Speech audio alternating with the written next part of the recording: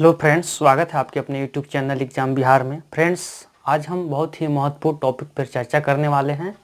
आज हम सोशियोलॉजी के बारे में बात करेंगे कि जिन लोगों का सोशियोलॉजी ऑप्शनल है या वो आगे सोशियोलॉजी ऑप्शनल रखना चाह रहे हैं, चाहे यूपीएससी हो या बीपीएससी हो, या अगर वो 65वीं बीपीएससी में सोशियोलॉजी ऑप्शनल रखे हैं या 66वीं बीपीएससी के लिए वह सोच रहे हैं कि सोशियोलॉजी रखना है, या यूपीपीसीएस के लिए, तो उनके लिए यह बहुत ही महत्वपूर्ण आज का टॉपिक है। आइए हम उसके बारे में चर्चा करेंगे कि सोशियोलॉजी ऑप्शनल किस प्रकार से पढ़ा जाए, उसके पढ़ने के क्या एक स्मार्ट तरीका होने चाहिए, या उसे हम एक वैज्ञानिक तरीका भी कह सकते हैं। फ्रेंड्स, वैसे तो समान तौर से पढ़ने लिखने का तरीका है और सोशियोलॉजी ऑप्शनल एक काफ़ी अच्छा सब्जेक्ट है और स्कोरिंग सब्जेक्ट है। आप इसके बारे में इसके पिछले वीडियो में हमने चर्चा किया था, कुछ टॉपर्स के बारे में हमने नाम बताया था कि किस तरह से उनका अच्छा रैंक रहा है। आप इसके पिछले वीडियो में हमने चर्चा किए थे कि सोशियोलॉजी ऑप्शनल लेने के क्या फ़ायदे हैं, किस प्रकार से वह जीएस पेपर में, एसए में, एथिक्स में या और इंटरव्यू तक किस प्रकार से वह, या करंट अफेयर्स में भी किस प्रकार से सोशियोलॉजी का काफ़ी हेल्प मिलता है, लाभ होता है। और एक और टॉपिक पे हमने चर्चा किया हुआ है कि इसके लिए क्या इंपॉर्टेंट बुक्स होना चाहिए और क्या नोट्स होना चाहिए, और सीमित संसाधन में किस प्रकार से इसको अच्छा पढ़ करके अच्छा स्कोर लाया जा सकता है। इसके पिछले में 2 वीडियो पे हम चर्चा किए हैं। आप अगर उन्हें नहीं देखे हैं तो आप प्लेलिस्ट में या नीचे जो लिंक दिया है वहाँ से जा कर के देख सकते हैं। फ्रेंड्स, हम इसके पहले बात करें कि सोशियोलॉजी ऑप्शनल काफ़ी अच्छा सब्जेक्ट रहा है, चाहे यूपीएससी हो या बीपीएससी हो या यूपीपीसीएस में तो और भी अच्छा रहा है। आप यूपीएससी के साइट से जाकर के टॉप 10 सब्जेक्ट के जो उसके जो रिजल्ट का जो रेट है आप देख सकते हैं। उसमें मानविकी सब्जेक्ट की अगर बात करें तो इसका टॉप 3 स्थान आता है सोशियोलॉजी ऑप्शनल का। ये काफ़ी अच्छा सब्जेक्ट रहा है और इससे टॉपर भी बहुत हुए हैं। और जहाँ तक बीपीएससी का बात है तो इसमें भी काफ़ी अच्छा स्कोरिंग रहा है। अगर आप 63वीं बीपीएससी का जो आरटीआई से जो मंगवाया गया था, आप उसमें भी देख सकते हैं कि किस प्रकार से इसमें 190 मार्क्स तक मिला हुआ है और उसके पहले 60 से 62 में तो 200 अंक भी मिले हुए हैं। तो आइए फ्रेंड्स, हम बात करते हैं कि सोशियोलॉजी पढ़ने का क्या स्मार्ट तरीका होना चाहिए, किस प्रकार से हम घर बैठे या खुद से सेल्फ स्टडी करके और सीमित संसाधन में हम किस प्रकार से इस सब्जेक्ट को तैयार कर सकते हैं। आइए देखते हैं। सबसे पहले हमें क्या करना है कि सीमित बुक्स और नोट्स रखना है। ज़्यादा किताब और नोट्स के चक्कर में नहीं पढ़ना है, क्योंकि ज़्यादा किताब और नोट्स सिर्फ खरीद लेने से और घर में टेबल पे रख लेने से नहीं होता है। हमें सीमित बुक्स रखना है और नोट्स ही सीमित रखना है। दूसरी बात कि सिलेबस, सबसे प्रमुख चीज़ है कि हमें किस चीज़ का, अगर हमें यूपीएससी का तैयारी करना है या बीपीएससी का करना है, यूपीपीसीएस, तो हमें सिलेबस बहुत ही महत्वपूर्ण हो जाता है। तो अगर आप जिस चीज़ का तैयारी कर रहे हैं, अगर आप बीपीएससी की तैयारी कर रहे हैं या यूपीपीसीएस, तो आपको उसके सिलेबस रखने होंगे और सिलेबस को देखना होगा। सिलेबस को पूरी तरह से याद होना चाहिए। याद होने का मतलब ये जानना होगा कि किस किस टॉपिक उसमें है सिलेबस में और किस प्रकार से किन किन टॉपिक पे वहाँ पे ज़्यादा चर्चा किया गया है। और दूसरी चीज़ क्या होता है कि क्वेश्चन बैंक, ये भी बहुत महत्वपूर्ण है, क्योंकि क्वेश्चन बैंक से ही हमें पता चलेगा कि हाँ, इस सोशियोलॉजी से चाहे कोई भी सब्जेक्ट हो, किसी भी सब्जेक्ट का अगर पढ़ाई करना है तो हमें क्वेश्चन बैंक और सिलेबस बहुत ही महत्वपूर्ण है। क्योंकि हम ये जानेंगे कि हाँ सिलेबस में है तो क्या क्या पढ़ना है, क्योंकि अगर सिलेबस नहीं रहता है, उसके अलावा हमें बुक्स में तो बहुत सारे टॉपिक रहते हैं, बहुत सारे चैप्टर होते हैं, लेकिन सिलेबस में जिन टॉपिक की चर्चा किया गया है, जौन से चैप्टर की बात की गई है, सिर्फ वही चैप्टर को पढ़ना है। और उसके बाद क्वेश्चन बैंक देखने से होगा कि हम जानेंगे कि हाँ किस प्रकार से प्रश्न पूछे गए हैं या किस चैप्टर से या किस टॉपिक से ज़्यादातर प्रश्न पूछे जाने की संभावना है। तो उसको हम हाईलाइट करेंगे, उसको हम स्टार करके उसको अलग नोट्स करेंगे कि हाँ ये टॉपिक से अधिक प्रश्न पूछे गए हैं, किस प्रकार से ज़्यादातर प्रश्न पूछे जाने की संभावना है। अब देखिए क्वेश्चन में किस प्रकार से लेना है। आप सिलेबस कोई भी ले सकते हैं, चाहे हिंदी ले सकते हैं, इंग्लिश ले सकते हैं। अगर क्वेश्चन बैंक की बात करें तो अगर हम यहाँ पे विशेष रूप से हम यहाँ पे बीपीएससी की बात करेंगे, ये 66वीं बीपीएससी जो भी उसमें सोशियोलॉजी ऑप्शनल रखना चाह रहे हैं या उसके लिए सोच रहे हैं, तो वह बिल्कुल इसके लिए निस्संदेह सब्जेक्ट ले सकते हैं।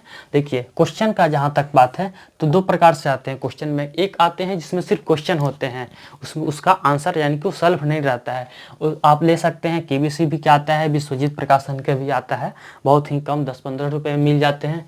और एक आता है क्वेश्चन आंसर, यानी कि ये सॉल्व होता है, यानी कि इसमें प्रश्न भी होंगे और उसके नीचे उसके उत्तर भी लिखे होंगे। तो ये भी केबीसी का आता है, सृजन का भी आता है, स्पर्धा का भी आता है, ज़्यादातर स्पर्धा का भी आता है।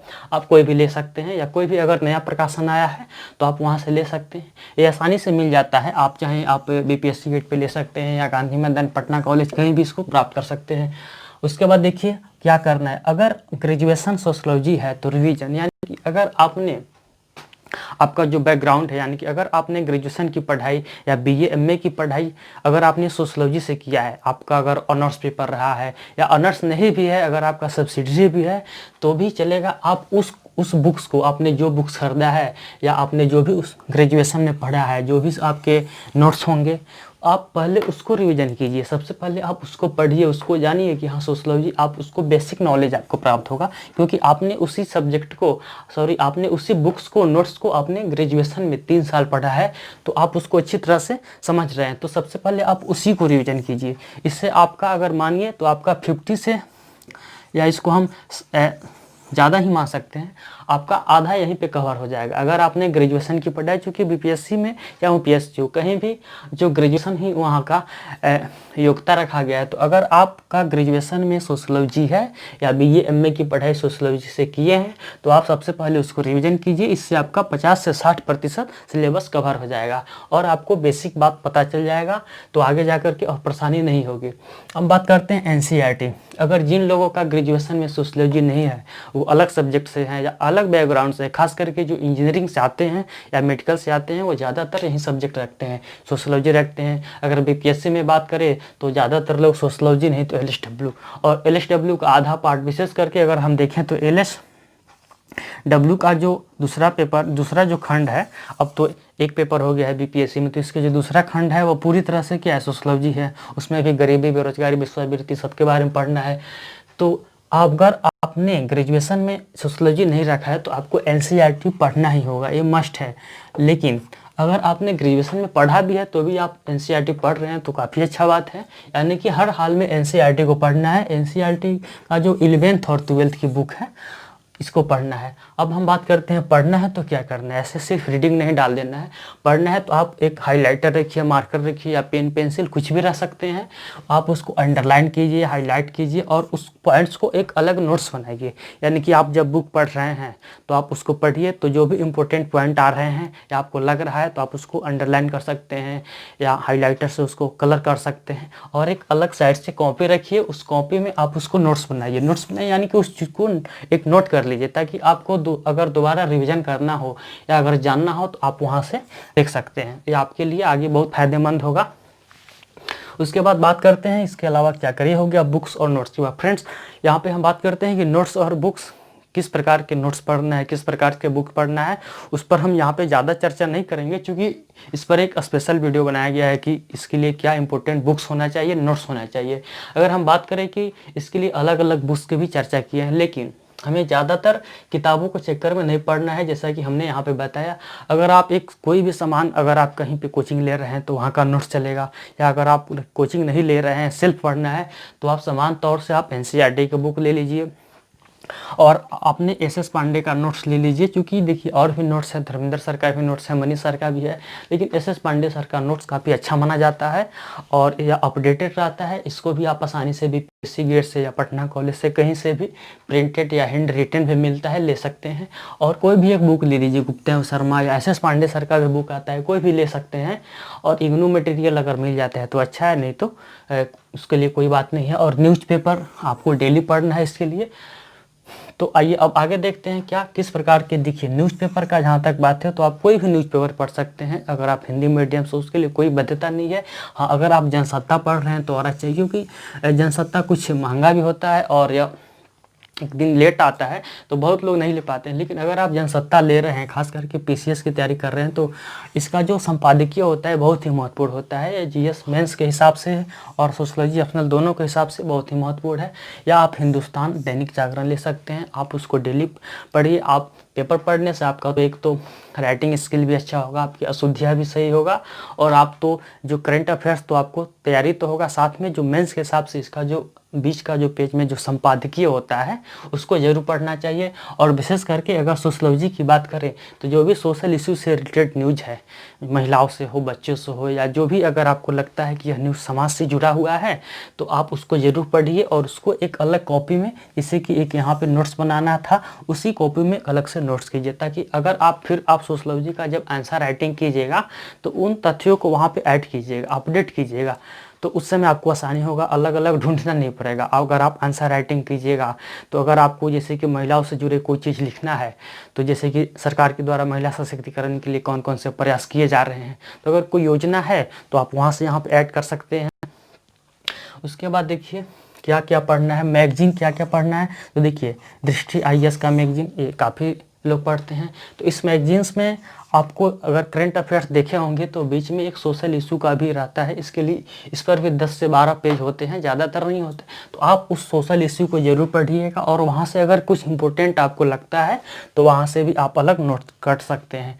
उसी प्रकार विजन IAS का भी मंथली आता है, या अगर आप मंथली नहीं ले पा रहे हैं तो एक वार्षिकी आता है, यह हर सब्जेक्ट का आता है। तो PT 365 करके आता है, आप उसका जो सोशल इशू का ले सकते हैं और ये काफ़ी अच्छा होता है। इसमें हर प्रकार के एक साल के अंदर जितने भी घटनाएं हुई है, या जो भी सरकार के द्वारा या सुप्रीम कोर्ट के द्वारा जितने भी प्रकार का इंडेक्स हो, रिपोर्ट हो, या नीति आयोग या किसी भी प्रकार का है, तो सभी इसमें समाहित होता है।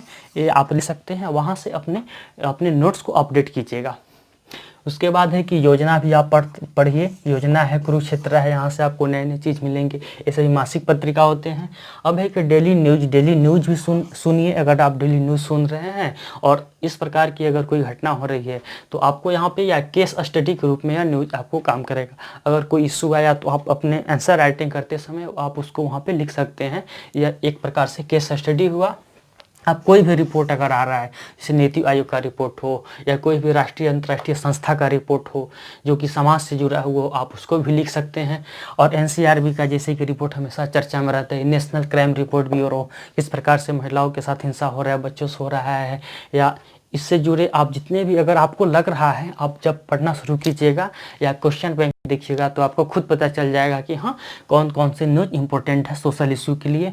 उसके बाद है इंडेक्स के। देखिए इंडेक्स को याद रखिए, समिति किस प्रकार की समिति बनाई गई है। अगर महिलाओं से लिए किसी भी प्रकार की, जैसे कि अभी वर्तमान में आप चर्चा में है कि महिलाओं की जो विवाह का जो उम्र है 18 वर्ष है, उसको बढ़ाने की बात चल रही है कि 18 वर्ष है उसको बढ़ाया जाए, इसको बढ़ा दिया जाए। तो इस पर अभी इसके लिए एक समिति बना हुआ है जिसमें 10 सदस्यीय समिति है और उसकी रिपोर्ट अभी आने ही वाली है जुलाई तक।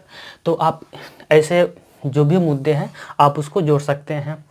उसके बाद जो भी एक्ट है इसके लिए जो भी, जैसे कि जिस प्रकार से अगर महिलाओं से जुड़े, बच्चों से जुड़े या किसी भी प्रकार के अगर सामाजिक मुद्दे हैं और जो भी संशोधन हुए हैं या जो भी एक्ट बने हुए हैं, जैसे कि घरेलू हिंसा अधिनियम बना हुआ है 2005, या कार्यस्थल पे महिलाओं के जो यौन उत्पीड़न के लिए 2013 में बना हुआ है, या जो भी पॉक्सो एक्ट बना हुआ है, या किसी भी प्रकार की जैसे विशाखा गाइडलाइन है, तो आप इससे जुड़े आप उसको जोड़ सकते हैं। जैसे कि उसके बाद है कि सरकार की भी जितनी भी योजनाएं हैं, भारत सरकार की हो, बिहार सरकार की हो, कि भारत सरकार और बिहार सरकार के द्वारा महिलाओं के लिए क्या हो रहा है, बच्चों के लिए क्या हो रहा है, तो आप इसको भी लिख सकते हैं। फ्रेंड्स, ऐसा करने से क्या होगा, आपका आंसर अलग दूसरे लोगों से काफ़ी अलग होगा। यही कारण है कि आपका मार्क्स अच्छे आएंगे।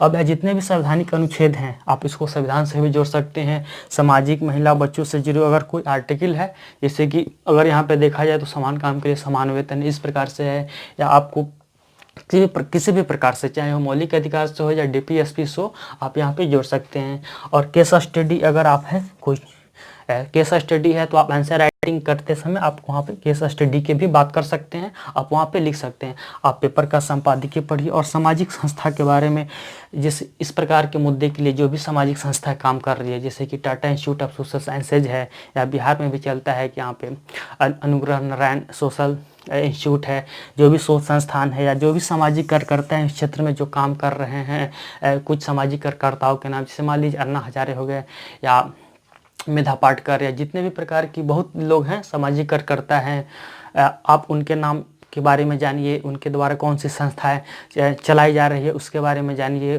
तो कुछ NGO हैं तो उसके बारे में ज़रूर जानिए, जैसे कि बचपन बचाओ आंदोलन है इसके बारे में। तो इन सभी मुद्दों को लिखने से इससे आपका क्या होगा, आंसर काफ़ी अलग होगा और आपके मार्क्स और लोगों की अपेक्षा अच्छे आएंगे। अगर जैसे कि सुप्रीम कोर्ट या हाई कोर्ट के द्वारा अगर कोई रिपोर्ट है, जैसे कि अगर या कोई अगर संवैधानिक संशोधन हुआ है, जैसे कि अभी जो महिलाओं का जो मातृत्व अवकाश को लेकर के जो उसमें बढ़ाया गया है, या प्रेगनेंसी को लेकर के किस प्रकार से आप उससे जुड़े हैं, या जो भी चर्चित समसामयिक मुद्दे हैं। और विशेष करके अगर आप गौर कीजिए तो करंट अफेयर्स में देखिए तो समसामयिक मुद्दे में सामाजिक इशू, सोशल इशू हमेशा चर्चा में रहते हैं। जैसे मान लीजिए तलाक है, या धारा 377 है जो जिसमें समलैंगिकता के बारे में है, 497 है जो एडल्ट्री है, या निर्भया कांड है, अभी हाल ही में इनके दोषियों को फांसी दिया गया, या निर्भया फंड बनाया गया है, विशाखा गाइडलाइन क्या है, कब आया, सबरीमाला के बारे में, और LGBT समुदाय या किसी भी प्रकार की है, या दाऊदी बोहरा समुदाय, मुस्लिम महिलाओं किसी भी प्रकार की है, तो आप इन सारे मुद्दों को देखिए, पेपर पढ़ते समय इनको लिखिए, इसको अलग नोट्स बनाइए, और जब आप आंसर राइटिंग कीजिए तो आप इसको जरूर उसमें ऐड कीजिए। तो इससे क्या होगा, बाकी लोगों से आपका आंसर अलग होगा। देखिए अगर आप समान रूप से पढ़ रहे हैं, सिंपल तरीका से लिख रहे हैं, तो 160 180 नंबर, हम BPSC की बात कर रहे हैं तो 160 से 180 नंबर जनरली आता है। लेकिन अगर आप इन चीज़ों को अगर आप उसमें प्रवेश कर रहे हैं, अगर आपने तरीका को चेंज कर रहा है लिखने का, तो आपके मार्क्स 190 प्लस आएंगे, जिस प्रकार से 63 में आया है, और 200 प्लस भी अंक आते हैं। अब हम बात करते हैं कि ये सभी होगा पढ़ने का तरीका, लेकिन क्या सिर्फ पढ़ लेने से मेंस हो जाएगा? नहीं, क्योंकि मेंस में लिखा जाता है, वहाँ पे कोई प्री एग्जाम नहीं है कि ऑब्जेक्टिव बनाना है। मेंस सिर्फ पढ़ने से नहीं बल्कि लिखने से होता है। तो इसके लिए हमें लिखना होगा, आंसर राइटिंग करना होगा, टेस्ट सीरीज ज्वाइन करना होगा। लेकिन फ्रेंड्स सबसे पहले आप खुद से लिखिए, घर में लिखिए, ग्रुप के साथ लिखिए। तो इसके लिए आपको डेली आंसर राइटिंग कीजिए, एक ही प्रश्न को लिखिए लेकिन डेली लिखिए। आप उसके लिए अब बात करते हैं कि क्वेश्चन कहाँ से आएगा, तो आप जितने भी प्रीवियस ईयर के क्वेश्चन हैं आप उस क्वेश्चन पर फोकस कीजिए, उसी को लिखिए। और पहली बार तो लिखने में कि आपको बहुत समय लगेगा, हो सकता है कि एक प्रश्न आप लिखे तो आपको 3-4 घंटे लग जाए, लेकिन इसके लिए घबराने की कोई बात नहीं है। आप उसको लिखिएगा, गलत भी होगा, खुद पढ़िएगा, खुद आपको लगेगा कि हाँ हमने क्या लिख दिया। आप उसको लिखिए, क्या लिख रहे हैं उस पर ध्यान नहीं देना है, गलत लिखिए सही लिखिए। देखिए यहाँ पे आप डिस्कशन कर सकते हैं अपने मित्रों में बैठ के या अपने जो फ्रेंड में बैठ करके, तो आप और इसको अपडेट करते रहिए। जब आप डिस्कशन कीजिएगा तो अलग अलग पॉइंट्स निकल कर आएगा कि हाँ यहाँ पे ऐसा मुद्दा आया है, तो उसको अपडेट कीजिए। इसके लिए क्या है, प्रीवियस ईयर क्वेश्चन पे फोकस कीजिए, उसको बार बार पढ़िए कि किस प्रकार से क्वेश्चन पूछा गया है और जो क्वेश्चन बैंक में किस प्रकार से आंसर दिया गया है। उसके बाद देखिए अगर हम बात करें BPSC में, तो BPSC में एक पेपर होता है। अब बस BPSC में एक ही ऑप्शनल है और उसका भी एक पेपर होता है, लेकिन अगर देखा जाए तो सिलेबस वही है। उसका पेपर 1 और पेपर 1-2 जो होता है दोनों को मिला दिया गया है। तो देखिए उसके 2 खंड होते हैं। BPSC के एग्जाम में ऑप्शनल पेपर में जो आते हैं उसमें 2 खंड होते हैं। जो पहले खंड होते हैं उसमें 6 प्रश्न आते हैं और दूसरे खंड इसमें भी 6 प्रश्न आते हैं, और इसमें से 3-3 प्रश्न का जवाब देना होता है, यानी कि 3 प्रश्न यहाँ 3 प्रश्न यहाँ, कुल मिलाकर यानी कि 12 प्रश्न पूछा जाएगा, जिसमें 6 प्रश्न को लिखना होता है। 6 प्रश्न होते हैं, 36 पेज का होता है, मान लीजिए 6 पेज। अगर हम बात करते हैं कि मार्क्स का, तो सामान्यतः अगर आप लिख रहे हैं तो आपको 160, 170, 80 सामान्य रूप से आता है। अगर आपने अपने आंसर राइटिंग करते समय कुछ अलग किया, जैसे कि समसामयिक मुद्दों से उसको जोड़ दिया, या बिहार सरकार की योजनाओं से, भले ही वो पूछे चाहे नहीं पूछे, आप उसको योजना से जोड़िए। बिहार सरकार के द्वारा, भारत सरकार के द्वारा कोई भी रिपोर्ट आया है तो आपको क्या, इससे क्या होगा कि जो भी आंसर आपका जो चेक करेंगे, या अगर आपका आयोग में ही चेक हो रहा है, तो उनको लगेगा कि हाँ इसका उत्तर और लोगों की अपेक्षा अच्छा है, या बच्चा अपडेट है, या इन्होंने इन सारे मुद्दों को जोड़ा है, तो आपका मार्क्स बढ़ जाएंगे। अगर 6 प्रश्न हैं, अगर एक प्रश्न में अगर 3-3, 4-4 मार्क्स भी बढ़ते हैं तो भी आपके 20 अंक बढ़ जाएंगे, तो यह आपको काफ़ी फायदेमंद होगा। तो फ्रेंड्स हमने यहाँ चर्चा किया कि किस प्रकार से सोशियोलॉजी पढ़ने का क्या तरीका होना चाहिए, या स्मार्ट तरीका है, या किस प्रकार से बुक्स और नोट्स को, संसाधन को सीमित रखना है, कैसे सिलेबस को, क्वेश्चन बैंक के बारे में हमने बात किया, कौन कौन से बुक पढ़ना है, कौन कौन से मैगजीन्स को पढ़ना है, पेपर को कैसे पढ़ना है, कैसे नोट्स बनाना है, उसके बारे में हमने चर्चा किया। और मैं सिर्फ पढ़ने का, फ्रेंड्स बार बार कहते हैं कि मैं सिर्फ पढ़ने का नहीं बल्कि यह लिखने से होता है। आप अधिक से अधिक उसको आंसर राइटिंग कीजिए, और जब एग्जाम के समय जब आ रहे हैं, आप एग्जाम से करीब 1 माह पहले या 20 से 25 दिन पहले आप अपने आसपास में कोई भी कोचिंग इंस्टीट्यूट में एक टेस्ट सीरीज ज्वाइन कर लीजिए। और वह टेस्ट सीरीज का मकसद ये होना चाहिए कि आपको सीखना है, ये नहीं होना चाहिए कि अधिक से अधिक मार्क्स लाना है। टेस्ट सीरीज में आप जितने भी आपको मार्क्स मिल रहे हैं उस पर नहीं ध्यान देना है कि ज़्यादा मिल रहा है या कम मिल रहा है। आपको बस इतना जानना है कि हमें कोई भी प्रश्न मिल रहा है, उस 12 प्रश्न में 6 प्रश्नों को हमको लिख के आ जाना है, बस यही रखना है फ्रेंड्स। तो हमने ये चर्चा किया कि BPSC में विशेष करके अगर हम देखें तो सोशियोलॉजी का जो पढ़ने का जो तरीका है इसके बारे में हमने चर्चा किया। फ्रेंड्स, इसके पूर्व अगर आप सोशलॉजी से जुड़े किस प्रकार के नोट्स और मटेरियल पढ़ना है या कौन कौन से बुक पढ़ना है तो आप इसका पुराना वीडियो देख सकते हैं। और हमने एक अलग वीडियो पर भी चर्चा की है कि सोशलॉजी ऑप्शनल पढ़ने के क्या फ़ायदे हैं। आप अगर इन्हें नहीं देखे हैं तो आप जाकर के प्लेलिस्ट से देख सकते हैं। फ्रेंड्स, हम फिर मिलते हैं इसके अगले वीडियो के साथ। धन्यवाद।